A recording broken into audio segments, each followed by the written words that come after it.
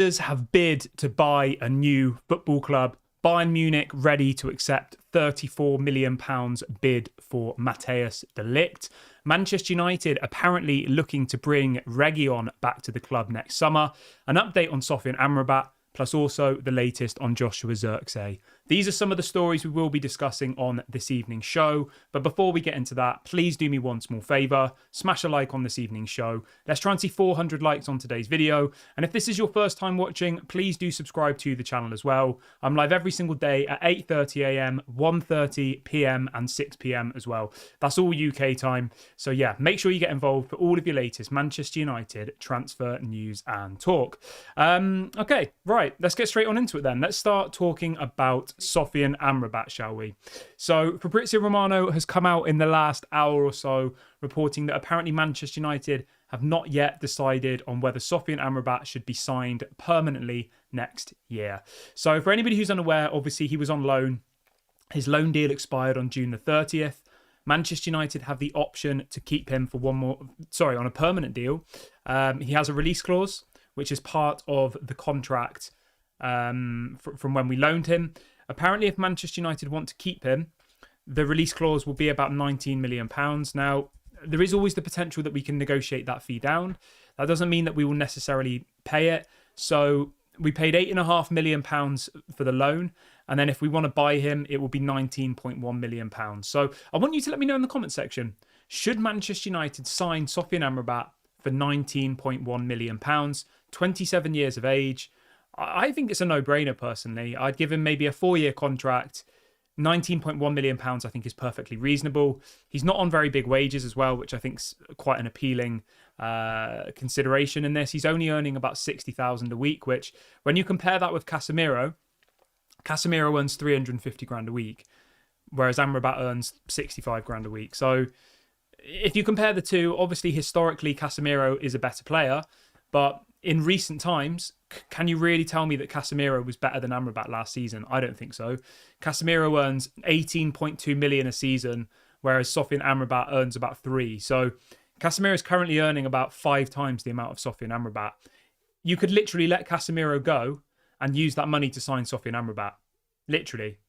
Casemiro earns nearly 19 a season, and Amrabat will cost you 19. And as I said, there is always the potential that we could go to Fiorentina and say, you know what, we'll give you 15, we'll give you 10. Like, we could do that. But yeah, let me know in the comment section. I'll get a poll started as well for those of you who are watching live. Let me get that started for you right now. Give me 1 second.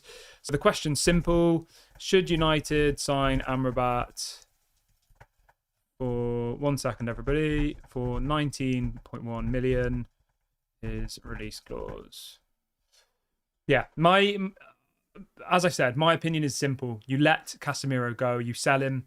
Apparently, we can get about 40 million for him.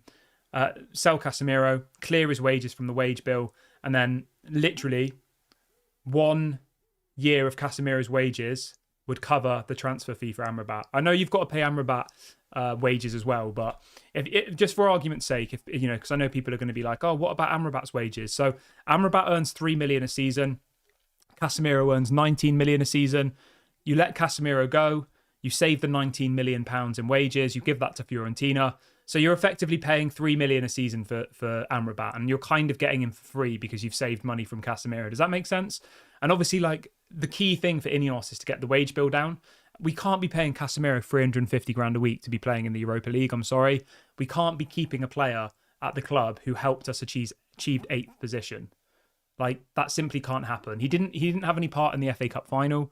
Like, so it's not like we can sit here and say Casemiro was world class in the FA Cup final. He was benched and then he refused to sit on the bench because he was so bitter about it. And for that alone, he probably should be moved on. If that was Jadon Sancho or Marcus Rashford, the Manchester United fans would be calling for his head. They would be. So you've got to remember that. Casemiro was dropped from the starting 11. Amrabat started ahead of him. And apparently Casemiro then said, I'm not going to sit on the bench. He was fit to play and he wasn't part of the matchday squad, even though he was meant to be. So remember that. You know, there's principles to all of this. There's somebody earning £350,000 a week. Alex says, please stop comparing everyone to Casemiro's wages. Casemiro got that wage because he's a 5 times Champions League winner and world class. The thing is, mate, right? Casemiro didn't earn that at Real Madrid. So I think that's actually an invalid point, to be honest with you. Did Casemiro earn 350 grand a week at Real Madrid? Answer me that. I've got his wages up right here. At Real Madrid, Casemiro earned 150 grand a week. So why is it that at the club where he won 5 Champions Leagues, they only paid him 150k a week? Yet he comes to Manchester United and suddenly he deserves the divine right of earning 350k a week. Like, how does that make sense? It doesn't to me. And again, that is the fault of John Murta, Richard Arnold and the Glazers. They were stupid enough to give Casemiro 350k a week when Real Madrid were paying him 150k a week. He was earning 150k a week winning 5 Champions Leagues. And we brought him to a side who haven't won a Premier League title in over a decade and gave him 350k a week. And what I'm effectively saying here is we need to get rid of our wrongs and turn them into positives. We need to get the wage bill down. The easiest way to get the wage bill down is to let the players go. We let Varane go. He was on 350k a week. That caused some upset in the fan base. We let Anthony Martial go. He was on 250k a week. That didn't really cause any upset. But you see where the point's going here. We need to bring our wage bill down. And the easiest way to do that is not by sacking the chefs and sacking the receptionists and the people who work in the marketing team, which Ineos are about to do. It's by getting rid of some of these overpaid players. That's the easiest way to do it. It's relatively simple. But obviously, let me know what you guys think. Maybe some people think that we should keep Casemiro, but I personally think that, letting him go is the most sensible option. But obviously, if you disagree, that's completely fine. Let me know your thoughts on Casemiro in the comment section. Let me know your thoughts on Amrabat. Obviously, if you're watching the video live, get involved in the poll. If you're watching the video back on repeat, let me know in the comment section. Would you like Casemiro to stay next season, and would you like Sofyan Amrabat to be signed on a permanent deal?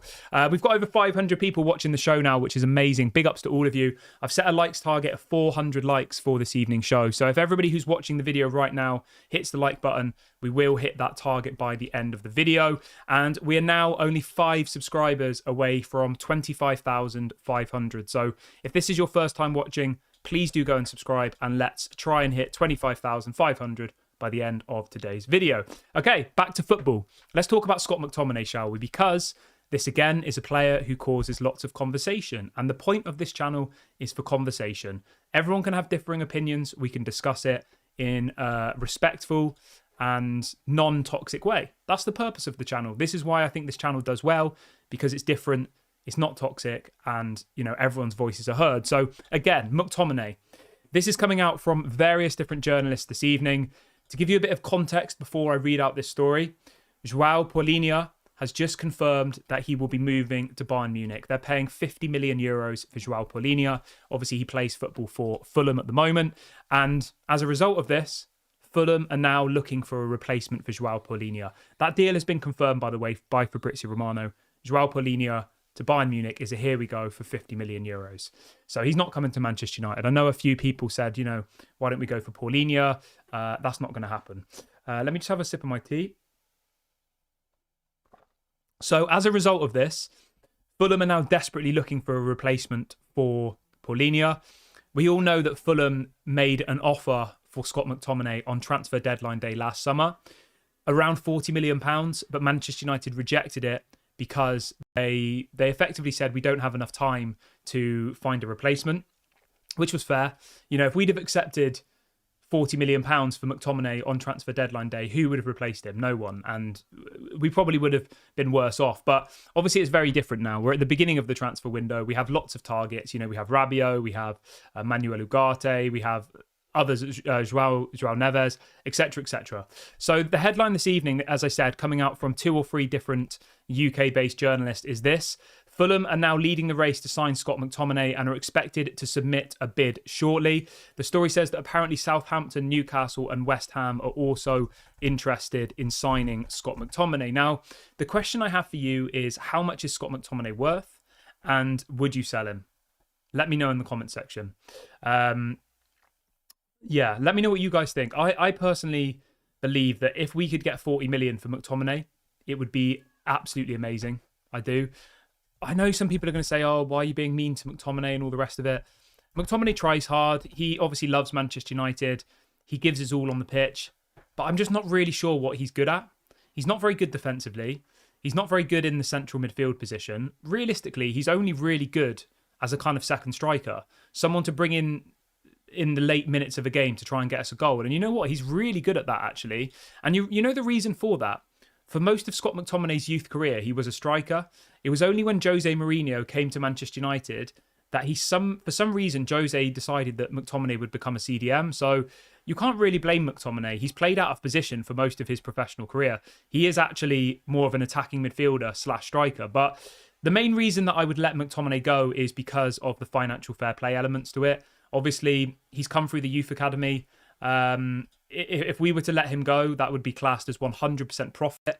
It would massively help our financial fair play situation. So for me, it's an absolute no-brainer. I think we can get better players than Scott McTominay. I would even go as far as saying that Adrian Rabiot as a free agent is a much better option for us than keeping McTominay. You let him go, you get 40 million in the bank. Maybe that goes towards João Neves from Benfica. You know, that's half of João Neves' transfer fee. Why can we not go and do that?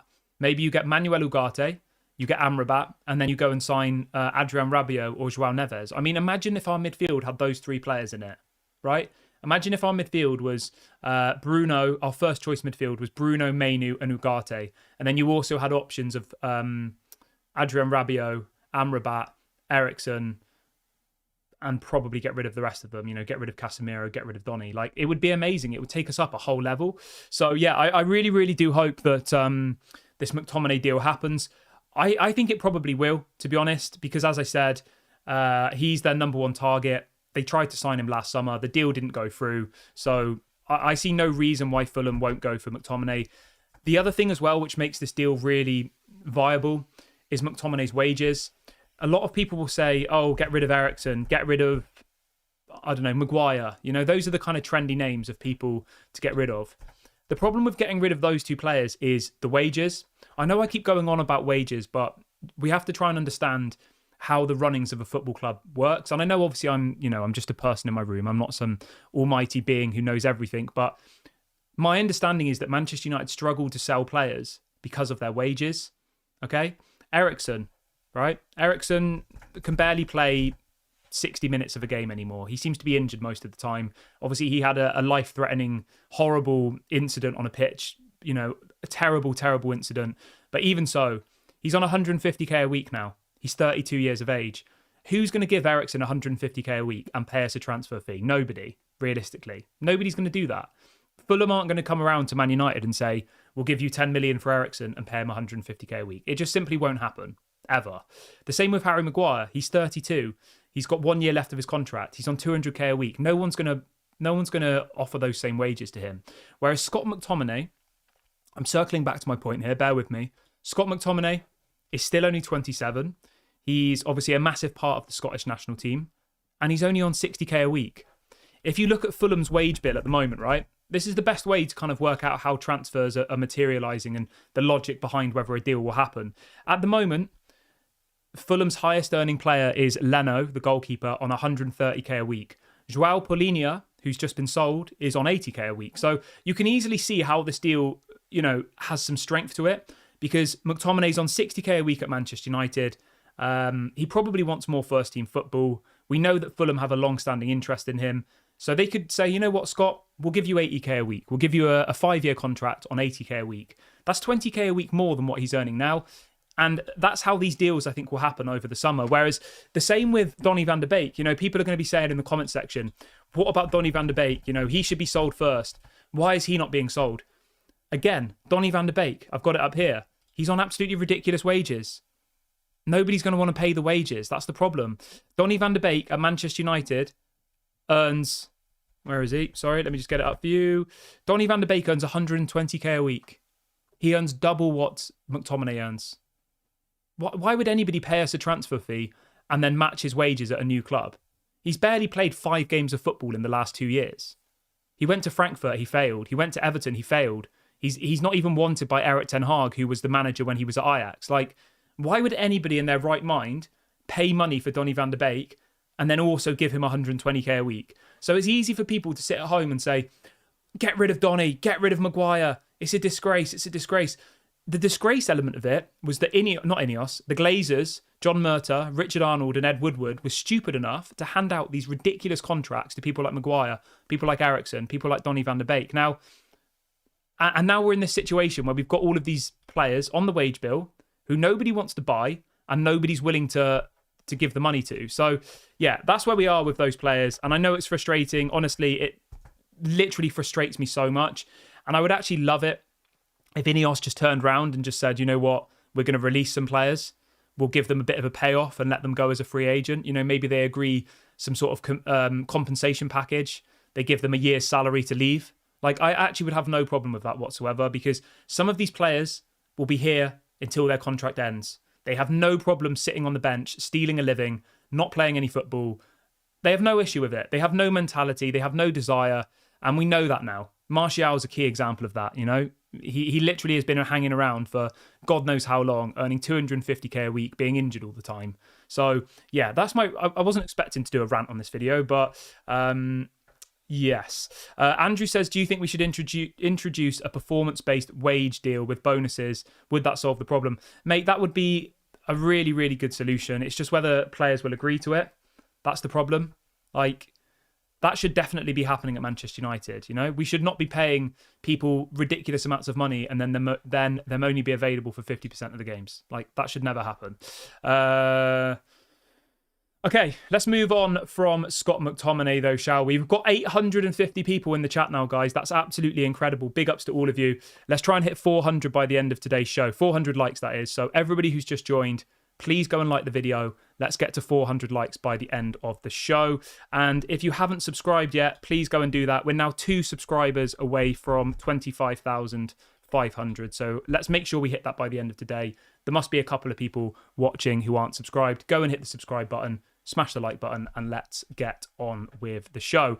Okay, so moving over to Matthijs de Ligt. The headline this evening, coming out from multiple different reliable sources, is that Bayern Munich are willing to accept a deal for Matthijs de Ligt worth £34 million plus add-ons. I said this on the show earlier on today, didn't I? That I thought the fee would be around £43 million, which was 34 up front and then around 8 to 9 in add-ons. This has now kind of been confirmed by a few different people. Apparently, they're willing to sell. Apparently, that will be the price. That's the magic number.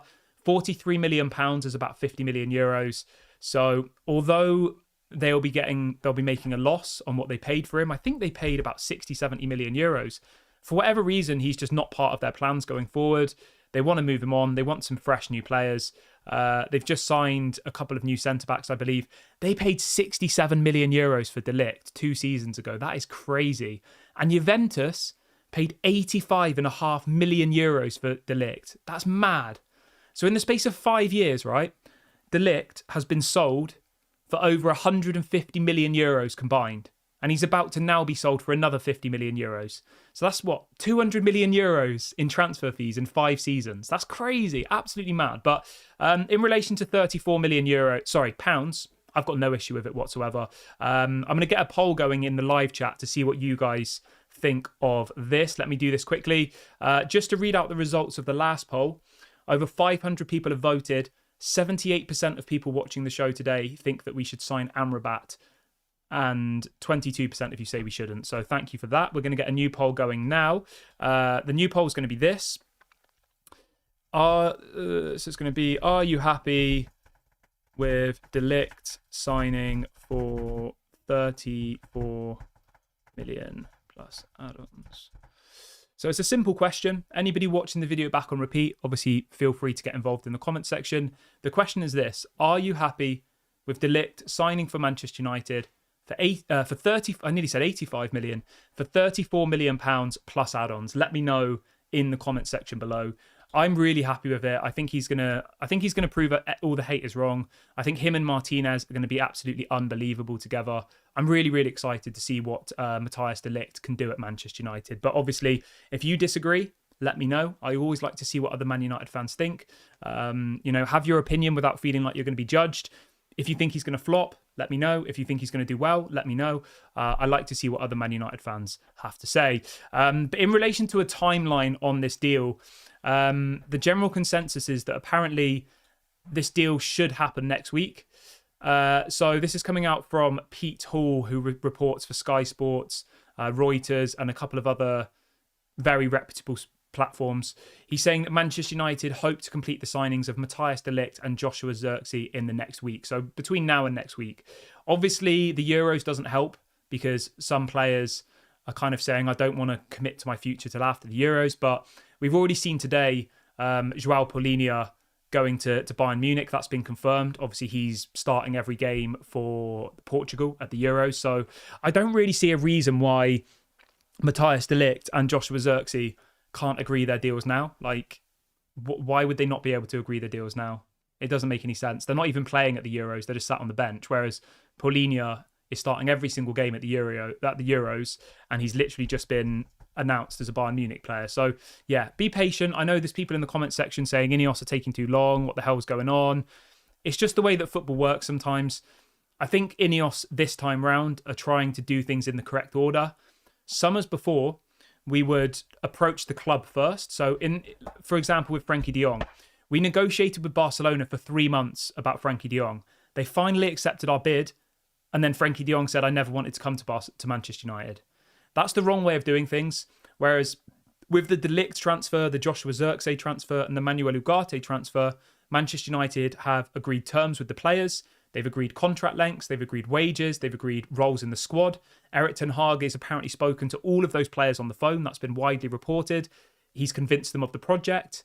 And now the final step will be sounding out how much the clubs want for the players. That's already happened. We know Zirkzee has a release clause, 33.8 million. De Ligt, apparently 34 million pounds is the magic number. And Manuel Ugarte, I think, is going to be around 40. Manchester United will now submit those bids to those clubs, and they should then be accepted. And everyone will be smiling. So yeah, it's a positive time, I think. But yeah, let me know what you guys think so far. I'm excited. I think there is light at the end of the tunnel. I really, really do. So yeah, maybe I'm being naive. Maybe people will say, how can you be happy? There's no signings, there's no sales. But as I said, I think Ineos are doing things in the correct order this time round. Whereas previous summers, I think the Glazers, John Murtagh, Richard Arnold, Ed Woodward were in a complete mess. They didn't know what was going on. They didn't know who their targets were. Apparently they weren't even listening to the scouts. They were kind of just making it up as they went along. They approach Ajax for Anthony, and then they say they don't want him, and then 3 months later they pay €100 million. Do you see what I mean? It was a mess, an absolute mess. And as it stands, I don't see Ineos making those same mistakes. I see them doing things in the right order, in the correct way, and I'm impressed. Maybe I'll be proved wrong, but so far I'm happy. So yeah, and I'd rather be happy than negative. You know, what's the point in me sitting behind this camera every day and being like, oh, we've not signed anyone, it's a disgrace, blah blah blah. Like, what's the point? What's the point in you know? We may as well be positive. Until we have a reason to not be positive, we may as well be positive. Are there any other clubs in the Premier League who have signed 2-3 players? No. Nobody's really done any business yet. So we've got to be patient. It's all part of the process. The pre-season tour doesn't start for, I think, another 2 weeks. So yeah, I'm feeling happy generally. The final bit on Matthijs de Ligt, which some people have got worried about. Apparently he has been training away from the Netherlands group today because of a minor complaint, i.e. a minor injury. There are some people saying that apparently he doesn't want to injure himself before a medical. Now, that's just a rumour. I don't know about that. Matthijs de Ligt's the only one who knows whether he's got an injury. But as it stands at the moment, Matthijs de Ligt is not part of the Netherlands first team training. He's having to train on his own because of apparent minor injury. So yeah, we'll wait and see what happens with that one. But I don't think it's anything to worry about. But obviously, I'm not Matthijs de Ligt. I don't know whether he's 100% all right. But yeah, we'll wait and see what happens there. Okay, let's see what people are saying in the comments section this evening. We'll talk about the Glazers in a minute. I'll be coming around to that. Don't you worry. Let me just have a sip of my water. I've got a very dry throat. We've got nearly 1,000 people. Oh, I went down the wrong hole. Oh, sorry, everyone. We've got nearly 1,000 people watching live. That's absolutely amazing. Imagine 1,000 people in a room. That's a scary thought, isn't it? But yeah, big ups to all of you. Let's try and get over 1,000 people on this stream. I think the more people that like it, the more that YouTube will show the video to other people. So make sure you like, make sure you subscribe if you haven't already. We've set the likes target of 400. We're only about 80 away, and we are literally on the brink now of 25,500. We're one subscriber away. Make sure you like, make sure you subscribe, and let's get on with the rest of the show. Okay, cool. So we spoke about Amrabat, we spoke about Xerxes. Yes, this is what I wanted to bring up, and it is about Reguilón. So this story broke about an hour ago from, again, 2 or 3 different people in the UK, reputable sources, saying that Manchester United have apparently expressed an interest in signing Sergio Reguilón. What does everyone think about that? Let me know in the comment section. I'll say this to start with. Letting Reguilón go in January was stupid. We desperately needed him, okay? We had no Malacia, we had no Luke Shaw. That was obviously the fault of the injury department. They told Erik ten Hag that both the players would be back. Neither of them came back, and we let Reguilón go back to Spurs. Now, I've got a bit of a strange, not controversial, but opinion on Reguilón. And I'm going to do a poll because I think obviously that's the easiest way to kind of grasp the mood of the chat. So give me 1 second. Just to read out the last bit, 94% of people who watch today's show are happy with signing De Ligt for £34 million. So that's good. The mood is positive. But the next question is going to be this. And I hope everyone likes the polls. Let me know if you enjoy the engagement element of the shows. If you don't like it, let me know. But I think it works quite well. Obviously, let me know in the comment section. Should United re-sign Sergio Reguilón? Simple question. Anybody watching back on repeat, obviously let me know in the comments. Should Manchester United re-sign Reguilón next summer? Now, I personally think if we could get him for a really small amount of money, which we would be able to, because he's only got 1 year left of his contract. He's clearly got no future at Tottenham. I actually think he'd be a good signing. Now, my reason for this is because I genuinely believe that Harry Amas, the 17-year-old exciting new left-back, is the future for that position at Manchester United. I genuinely believe that Harry Amas will take Luke Shaw's position in no time, probably in 1 or 2 years. We've seen how Erik ten Hag developed Kobbie Mainoo, and I genuinely believe that Erik ten Hag would do the same with Harry Amas. Now, what would be the point in Manchester United going out and spending 30, 40, 50 million on a new left-back when we've already got Luke Shaw, who's, as I said, I would get rid of Luke Shaw, but no one's going to sign him. He's on stupid wages, like all the other players, and he's injury-prone. So Luke Shaw's staying, whether you like it or not. He's going nowhere. He's just been given a new contract. Again, stupid decision. He's here for, I think, another 3 years, Luke Shaw. Like, who was stupid enough to give him that deal?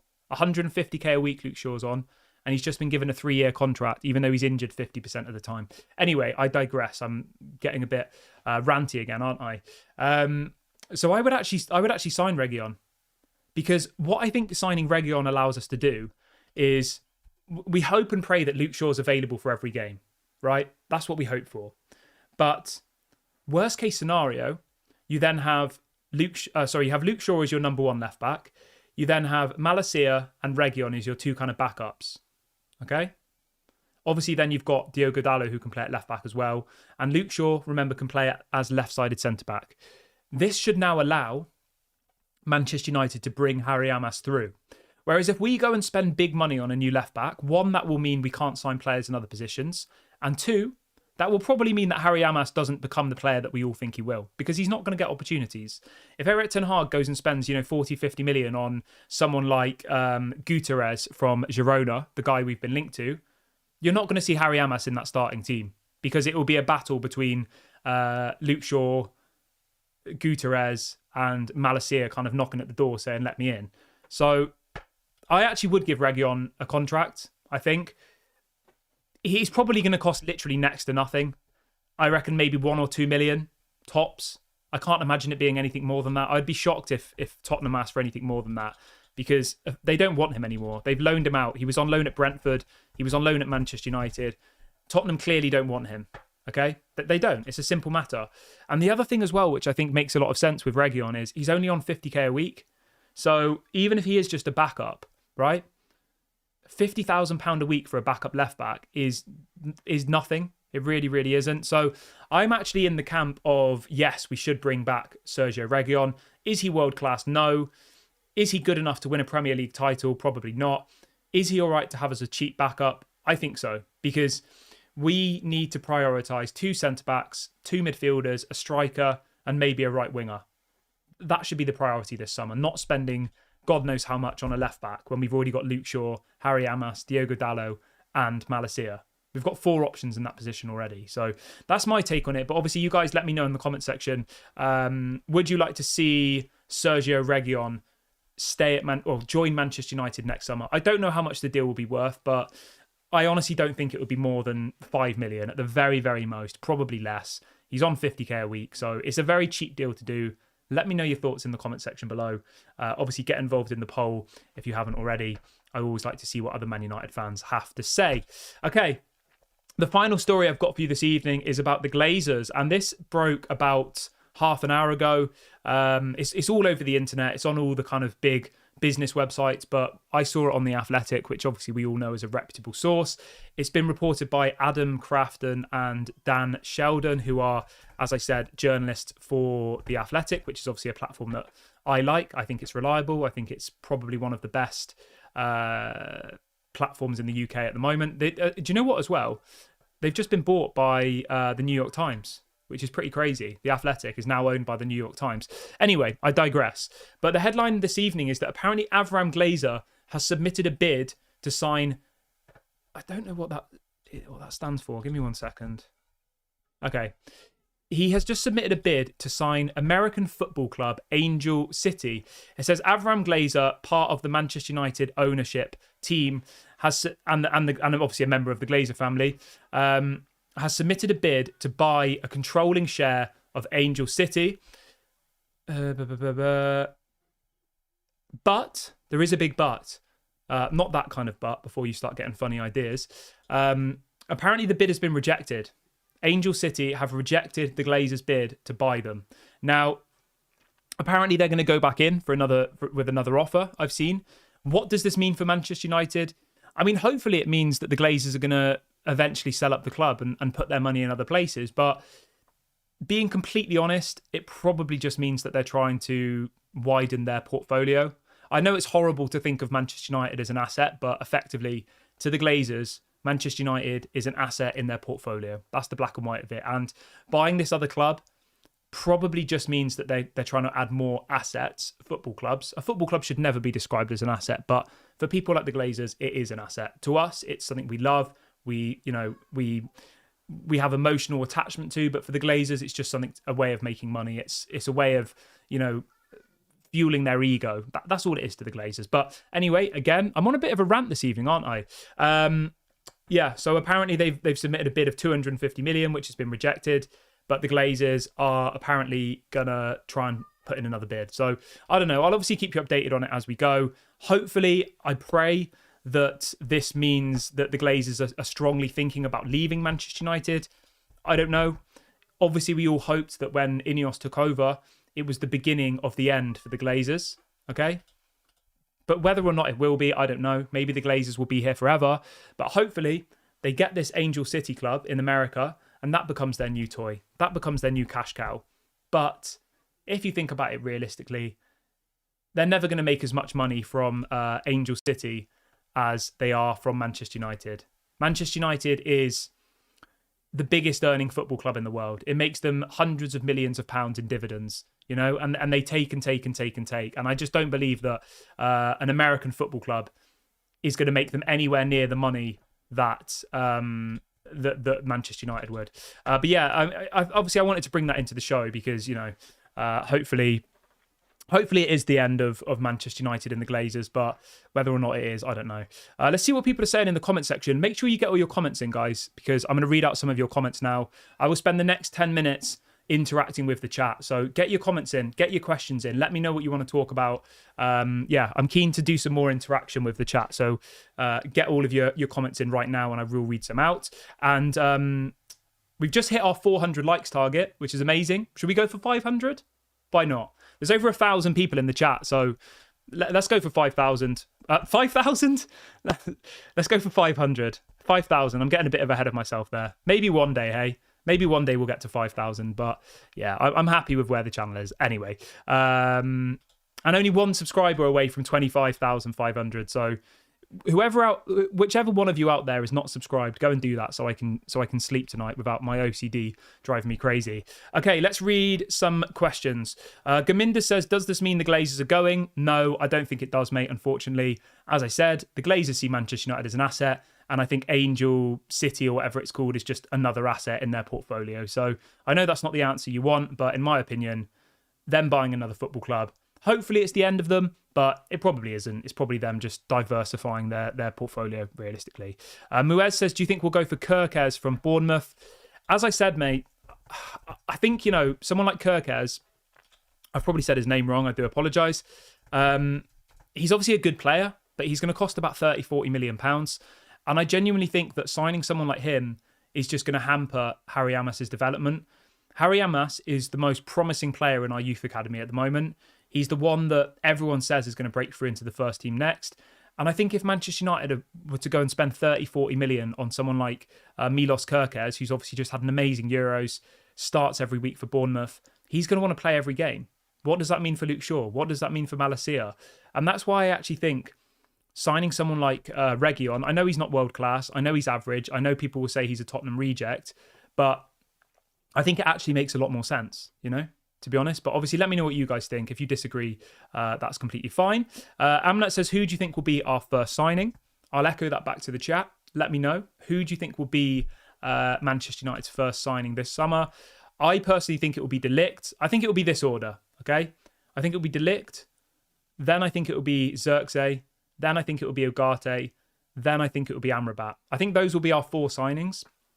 And then I think other players will kind of be based on us selling players. So if you look at it like that, right?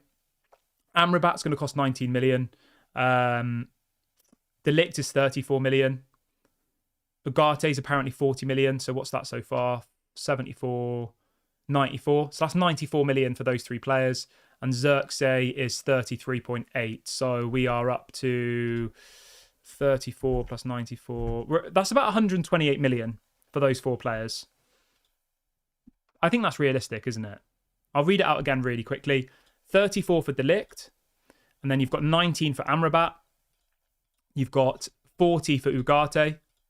And then you've got 34 for Zirkzee. So that's 127. There you go. I've just worked it out on a calculator. I was doing it in my head before. I think that will be our 4 signings. And then I think any other players will be based on outgoings, which is fine. I've got no issue with that whatsoever. Fred says, do you think Ineos will get us on track within 3 years? It depends what you mean by on track. Do I think we will win the Premier League within 3 years? No. Do I think we will be in a better place than we are within 3 years? Yeah, I think we will be. But I think it's going to be a long road. I'm not going to sugarcoat it. I think it's going to be a long, long road, to be completely honest with you. But I do think that what we've seen so far from Ineos is promising. I think they look like they know what they're doing. And I think that they're bringing in the best in class in relation to directors of football, in relation to CEOs and all the rest of it. So I have no reason to doubt Ineos at the moment. They kept the manager. That was the correct decision. They've got rid of people like Varane and Martial, who were on big wages. And it looks like they're willing to sell some of the big players who aren't performing, like Rashford, like Maguire, like Sancho, like Greenwood. So I have no issue with Ineos so far. And I do think that apparently, I do think that we will, move forward in a positive way. But obviously we have to wait and see. There's no way to tell. Amnet says, what do you think will happen to Pellistri? I don't know, mate, to be honest with you. I personally would sell Pellistri. My reason for that is because I don't think he's going to get any game time. I think Amad Diallo is way further ahead in the pecking order. So I think for that reason, you should cash in on Pellistri. We only paid about 6 million euros for him. And I think you'd probably get, maybe 10 to 15 million euros for Pellistri. So there is an opportunity there to make some money, which is very rare for Manchester United. We usually buy players and then we sell them for less. Whereas I genuinely think there's a chance that we could, actually make a bit of profit on Pellistri, which sounds crazy. I know that I'm excited about making a few million, but we simply don't make money ever. We sell players for half of the value we bought them for. We paid, I'm just having a look now, we paid 6 million euros for him. And that was back in, that was back in 2020. and his value is probably about 10 to 15. And he's only got 1 year left of his contract. So yeah, I think Pellistri will go this summer, to be completely honest with you. Stefan says, any progress on Rashford going to PSG? I don't think so, mate. I think it's one of those ones that we'll obviously have to keep an eye on. We know that PSG are interested in him. We know that PSG want a superstar player to replace Kylian Mbappe. And we know that PSG need a new left winger. So all of the roads point towards Marcus Rashford going to PSG, but it's just whether Rashford wants to go or not. That's the big question. If Marcus Rashford turns around to Man United and says, I want to leave, I'm sure that the PSG deal will materialise. But at the moment, I would say it's probably 50-50, maybe. Yeah.